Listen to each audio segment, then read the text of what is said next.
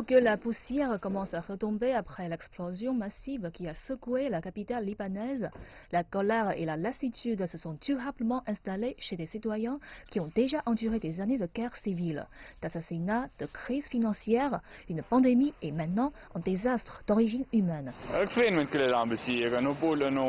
Je suis dégoûté par tout ce qui se passe. Nous devons faire face à ce problème en plus de tout ce qui se passe. Tous les gens du même âge ont investi leurs efforts dans ce pays et ont choisi de rester ici, de soutenir leur peuple. Maintenant, regardez ce qui se passe. Nous avons reculé de 100 ans. Les blessés sont actuellement traités dans des hôpitaux qui ont déjà du mal à faire face à la pandémie. Et les défis s'accumulent. Nous avons aussi la situation à gérer dans le pays. Le port est hors de service et c'est le port principal. Nous savons qu'il y aura des problèmes logistiques à cause de ça, qu'il s'agisse des matières premières pour l'industrie locale ou concernant l'importation en général. Le Liban importe jusqu'à 90% des fournitures médicales que nous utilisons. Le gouvernement a déclaré que le pays devrait compter sur l'aide internationale pour commencer à reconstruire.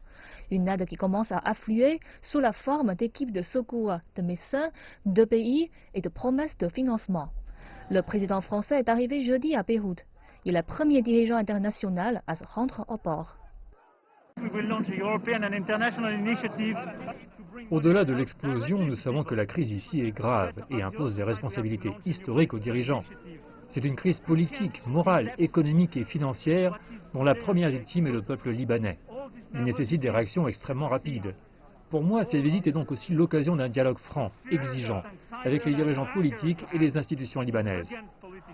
La France tient à aider son ancienne colonie, mais les diplomates indiquent que l'inquiétude est croissante au sujet de la corruption endémique. Beaucoup disent que cette catastrophe est le résultat d'années d'inaction et de négligence, et les appels internationaux en faveur d'une enquête transparente et indépendante se multiplient après que le président Michel Aoun a promis de demander des comptes aux responsables.